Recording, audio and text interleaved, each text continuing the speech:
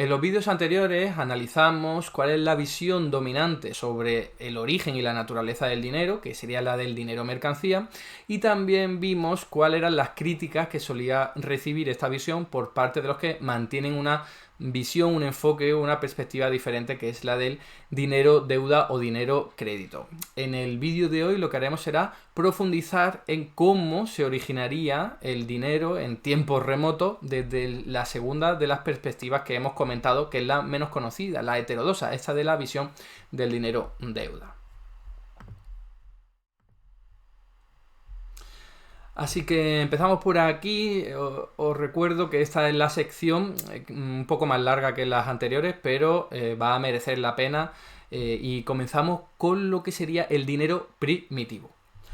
Muchos analistas señalan que hoy en día no tenemos una forma particular de saber cuándo o bajo qué circunstancias comenzó el uso del dinero, pues consideran que este acontecimiento data de una época prehistórica anterior a la escritura y no existen registros que permitan escrutar el pasado con precisión.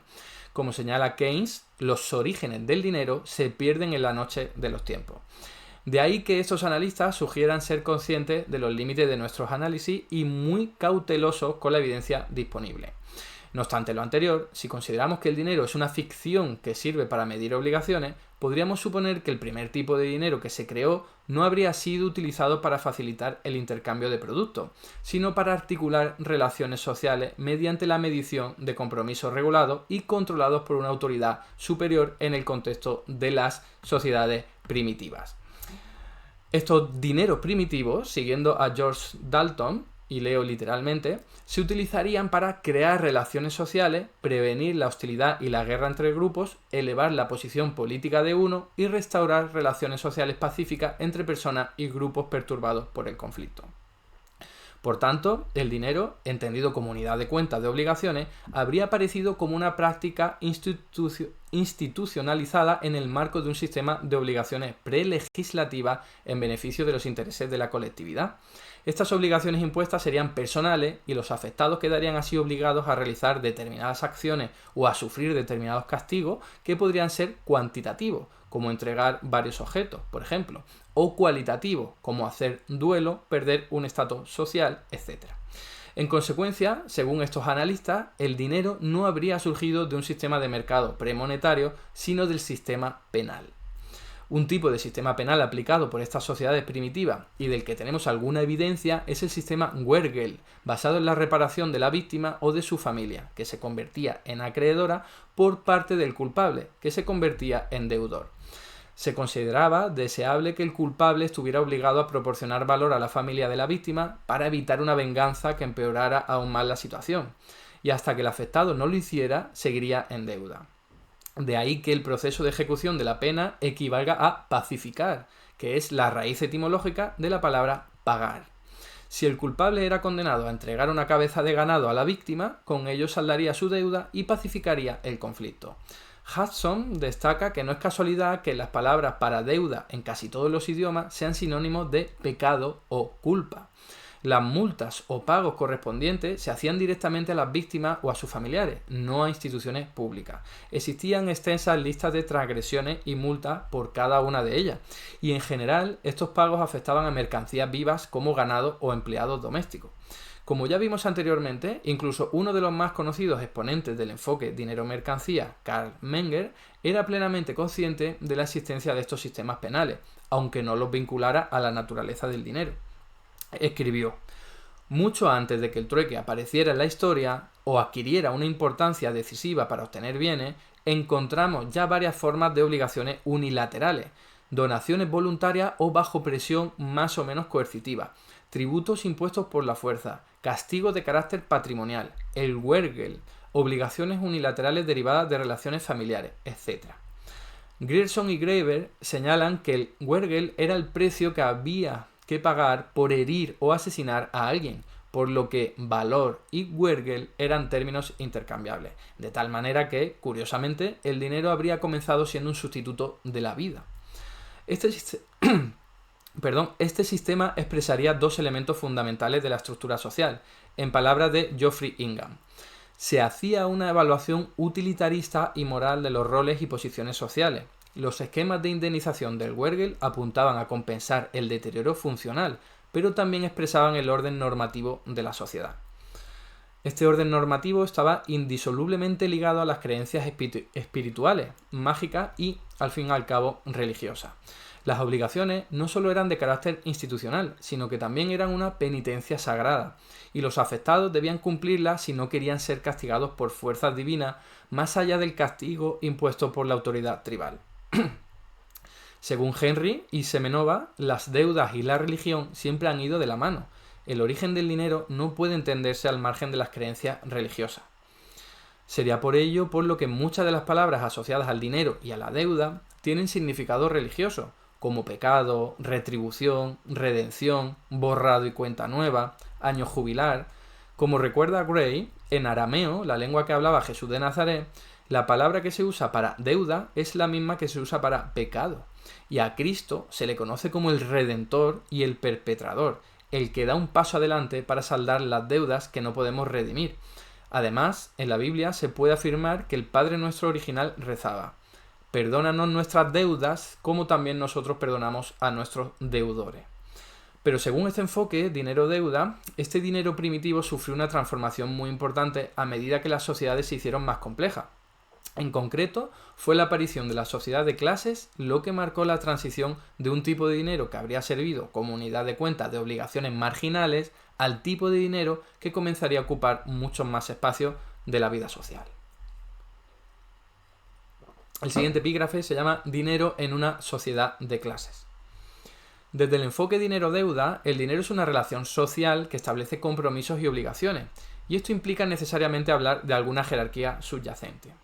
Al fin y al cabo, el vínculo entre un acreedor y un deudor no es, por naturaleza, horizontal, sino vertical, ya que este último debe aportar valor al primero. En consecuencia, el acreedor mantiene una posición de poder frente al deudor. Sin este vínculo jerárquico entre ellos, no habría razón social para cumplir con esas obligaciones ni ningún otro mecanismo para hacer efectivo el pago debido. Se considera que estas obligaciones verticales solo ocupaban un lugar marginal en las sociedades primitivas, pues éstas se caracterizaban por la ausencia de vínculos jerárquicos. Las obligaciones estaban reservadas solo para aquellos casos especiales y aislados en los que se ponía en riesgo la paz y la armonía social. Para el resto de actividades y relaciones no tenía sentido utilizar la imposición de obligaciones, pues en ellas predominaban los principios de reciprocidad y altruismo. En las sociedades tribales prevalecía la regla de la hospitalidad derivada de la propiedad común, en palabras de John Henry. Todos tenían derecho a la subsistencia producida colectivamente por sus miembros con medios de producción poseídos colectivamente. Los intercambios de productos seguían la lógica de la reciprocidad, la ayuda mutua y los regalos. Con la entrega de un objeto o la prestación de un servicio no se esperaba nada a cambio, pues el bienestar de todos era equiparable al bienestar del grupo. Precisamente por eso no había necesidad de que una parte de la sociedad hiciera un seguimiento de lo que se le debía a alguien. De hecho, el valor que se le daba a compartir los bienes era tan fuerte que no tenían palabras para expresar el agradecimiento ni para indicar la satisfacción de recibir algo de alguien. Es más, dar las gracias podía incluso resultar ofensivo al indicar falta de confianza y fraternidad. Por esta misma razón se considera que el trueque no tenía sentido alguno en comunidades de estas características, pues en el intercambio de productos la valoración de los mismos opera con el objetivo de que nadie pierda ni gane más que la otra parte, lo que denota falta de confianza. Además, no existía una división del trabajo tal y como la entendemos hoy debido al reducido tamaño de estas comunidades primitivas y a la itinerancia de su actividad económica. Como explica Lisson, los conocimientos técnicos, excluyendo los medicinales y o místicos, se aprendían como parte del proceso de socialización y no solían estar controlados por especialistas que luego los explotaran para sus propios intereses. Cuando la humanidad se organizaba en comunidades de cazadores-recolectores, la organización de la división del trabajo se consideraba una extensión de los asuntos familiares, con un pater familias firmemente a cargo del resto de los miembros que sin duda estaban estrechamente relacionados entre sí. Los distintos miembros de un grupo podían especializarse en distintas tareas, pero compartían sus bienes y servicios mediante una economía de favores y obligaciones. Leo literalmente. Un trozo de carne ofrecido gratuitamente conllevaba el supuesto de reciprocidad, asistencia médica, por ejemplo. Palabras de Harari. El trueque carecía totalmente de sentido en comunidades donde no había división del trabajo y en las que predominaban los principios de reciprocidad y comunidad. Sin embargo, con la paulatina instauración de la división del trabajo y, en consecuencia, de las clases sociales, el panorama cambió. Como explica Henry, el éxito temprano en avances tecnológicos en la agricultura permitió la creación de un excedente económico pequeño y probablemente irregular que hizo posible liberar algo de trabajo de la producción directa.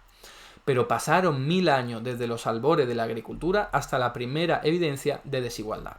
La diferenciación del trabajo comenzó a desarrollarse, si bien al principio era social más que individual, con un grupo de familias especializadas en una función particular. Y eso hizo que los derechos y obligaciones colectivas de la tribu comenzaran a desmoronarse, que la desigualdad aumentara y que finalmente surgiese una clase dominante.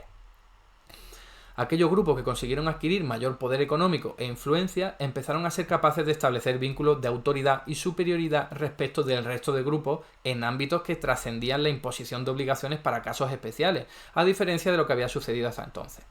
Y a medida que este tipo de obligaciones se hicieron cada vez más numerosas, hubo mayor necesidad de que las instituciones dominadas por las clases más poderosas, es decir, la religión y el gobierno, las regularan. Así lo prueban las evidencias encontradas en los hallazgos arqueológicos de las civilizaciones mesopotámicas.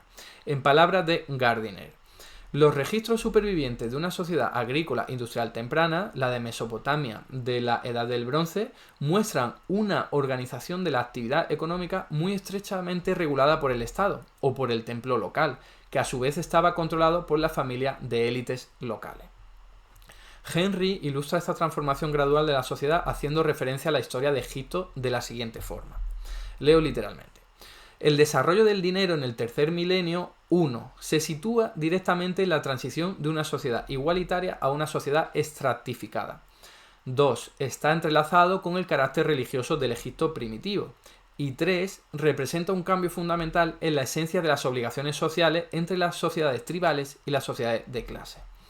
Y este desarrollo sería político y administrativo, totalmente desvinculado del funcionamiento del mercado, ya que, como explica Bleiberg, los egipcios no tenían vocabulario para comprar, vender o incluso dinero. No existía la concepción del comercio con fines de lucro.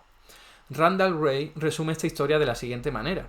Si Henry tiene razón, la especialización engendró sabiduría, engendró estatus, engendró religión, engendró multas, tasas, tributos, diezmos e impuestos pagados al Estado, pagados al papado. Pero los estudios arqueológicos utilizados por los oponentes del dinero mercancía no se basan solo en el caso egipcio, lo hacen también en el caso de Mesopotamia. El último epígrafe que vamos a leer se llama Templos y palacios en Mesopotamia. La unidad de cuenta que los egipcios utilizaban en los templos para regular las deudas y las transacciones se denominaba deben, que no era más que una unidad de peso, inicialmente equivalente a 92 gramos de trigo. La evidencia arqueológica muestra que en Mesopotamia la forma análoga de unidad de cuenta utilizada en los templos se refería a la sila, una unidad de peso de cebada, otro cereal. Aparentemente no se eligió otra unidad de cuenta porque en la agroindustria existente de la agricultura de subsistencia el cereal era el producto más importante y utilizado de todo. El hecho de que la unidad de cuenta utilizada para medir los tributos y todas las relaciones económicas que tenían lugar en el templo fuera el grano de cereal no significa que el grano se utilizara en todas esas transacciones. El grano era simplemente la unidad de referencia para pagar las deudas e intercambiar bienes y servicios. Prueba de ello es que, para algunos trabajadores de Mesopotamia, el salario mensual expresado en cebada superaba con creces la cantidad de cebada que podían comer durante ese periodo. Leo literalmente. Una sila equivalía aproximadamente a 1 litro de cebada. Un obrero ganaba 60 silas al mes y un trabajador 30 silas. Un capataz podía ganar entre 1.200 y 5.000 silas. Ni el más hambriento de los capataces podía comerse 5.000 litros de cebada en un mes, pero podía utilizar las silas que no comía para comprar todo tipo de artículos. De nuevo, palabras de Harari. Es importante entender que no es que este trabajador en particular recibiera toda esa cantidad de grano y luego la intercambiara por otros productos, sino que una vez registrados sus ingresos en términos de granos de cereal, podía obtener otros productos simplemente restando de su salario la cantidad de cebada que necesitaba. El trabajador no tenía que recibir los granos de cebada para obtener otros productos o saldar sus obligaciones fiscales, ya que estos solo eran la unidad de cuenta en la que se expresaba el precio del resto de los productos y el valor de las deudas. Estos registros de las obligaciones de los agentes implicados se grababan en cualquier objeto que soportara dichas anotaciones. Existen abundancias pruebas arqueológicas que apoyan el hecho de que los habitantes de Mesopotamia creaban registros permanentes sobre un material indestructible, la arcilla, ya que, leo literalmente, aumenta infinitamente las posibilidades de que sobrevivan registros que merezcan la pena. Palabras de Gardiner. En estas tablas se anotaban las muescas que representaban la cantidad de unidades de cuenta que debían recibir los agentes implicados. Así comenzó a desarrollarse un sistema de registro y almacenamiento de datos contables. Las tablillas de arcilla babilónicas, Shubati, de alrededor del año 2500 a.C., eran, y leo literalmente, el reconocimiento del endeudamiento medido en dinero de cuenta, según palabras de Ince. Por lo tanto, los primeros textos de la historia, y leo de nuevo literalmente palabras de Harari, son aburridos documentos económicos que registran el pago de impuestos, la acumulación de deudas y la posesión de propiedades. Un ejemplo de estos primeros mensajes encontrados es el siguiente. Se recibieron un total de 29.086 medidas de cebada a lo largo de 37 meses. Firmado Kushim. Para evitar la manipulación de estas tablas manuscritas de arcilla, se metían en cajas en las que se repetía la información más importante, de tal forma que para conocer todos los detalles había que romper la carcasa, algo que, con vistas a evitar la falsificación o alteración de la tabla, solo se hacía cuando se alcanzaba el acuerdo definitivo. Las civilizaciones de Oriente Medio no fueron las únicas que utilizaron la escritura para medir créditos y deudas. Al otro lado del planeta, y sin tener contacto con las civilizaciones de Europa, África y Asia, los incas también empezaron a anotar datos relacionados con el cobro de impuestos y la posesión de bienes. En cualquier caso, la novedad no sería el registro de compromisos y obligaciones, que ya se venía produciendo en las sociedades primitivas desde hacía tiempo, sino su articulación y regulación a través de las autoridades de los templos en el contexto de una sociedad de clase en la que tales obligaciones eran mucho más numerosas y complejas. Autores como Gardiner señalan que la anotación de compromisos y deuda fue muy anterior a la sociedad de clase y sitúan este fenómeno hace 10.000 años. Otros, como George Ifra, se remontan a la antigua Edad de Piedra, señalando que solo la invención del fuego es una invención tecnológica anterior a la contabilidad.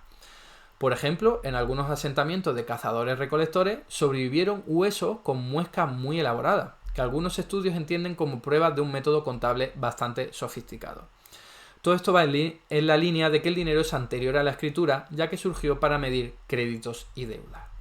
La novedad en el caso de Mesopotamia habría sido de carácter cognitivo y simbólico. Las tablas eran propias de una sociedad estratificada, creadas por un grupo social privilegiado para ser reconocido y ser utilizado por el resto de la población que interactuaba con los templos. Las leyes y códigos de conducta creados desde los templos no afectaban a toda la sociedad, se limitaban al sector público y a la parte de la economía que estaba vinculada a él. Al mismo tiempo, la aparición de estas tablas de arcilla habría sido un paso importante y necesario hacia la sistematización de los registros de las relaciones económicas, cada vez más extenso y complejo. El salto conceptual consistió en dotar a cada forma de ficha de un significado específico. Las marcas utilizadas en el pasado no podían entenderse fuera del contexto en el que se inscribían. Lo contrario ocurría con las tablillas mesopotámicas, cuyos significados podían ser comprendidos inmediatamente por cualquier persona familiarizada con el sistema establecido por las autoridades del templo. Los usuarios de estas tablas podían, en palabras de Shimon Beserat, manipular la información relativa a diferentes categorías de artículos, lo que daba lugar a una complejidad de tratamiento de datos nunca alcanzada anteriormente.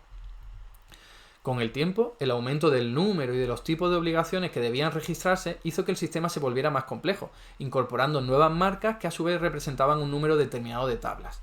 Así se creó un esquema general de equivalencias de precios, que funcionaba con pesos y medidas.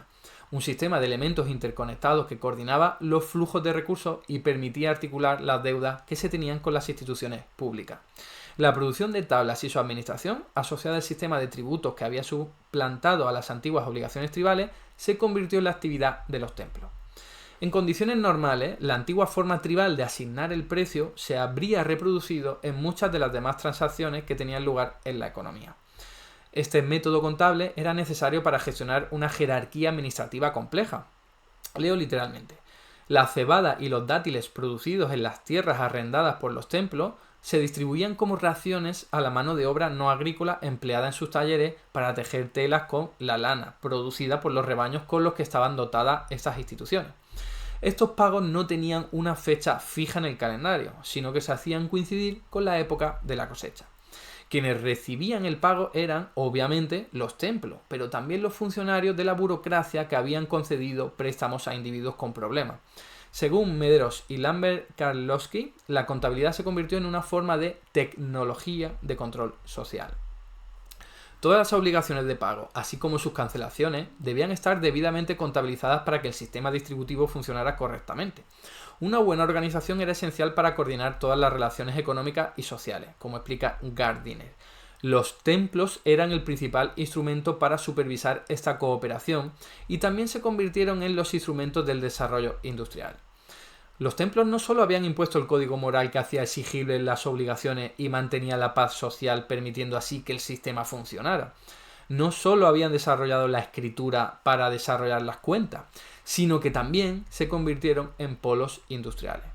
En palabras de Gardiner, en Mesopotamia los templos empleaban a los pobres, las viudas y los huérfanos en talleres que producían tejido para comerciar en el extranjero con las materias primas de las que carecía la región, como la plata, el cobre, el estaño y el plomo. Eran, al parecer, los principales centros comerciales. En el próximo vídeo exploraremos cómo estos templos y palacios dejaron de utilizar unidades contables vinculadas a los cereales para pasar a utilizar metales preciosos como la plata, y cómo este dinero pasó a utilizarse de forma generalizada en toda la economía. Hasta aquí el vídeo de hoy. Muchas gracias por estar ahí y si te ha resultado interesante no dudes en comentar, darle like y compartir, que la teoría económica dominante no se combate sola.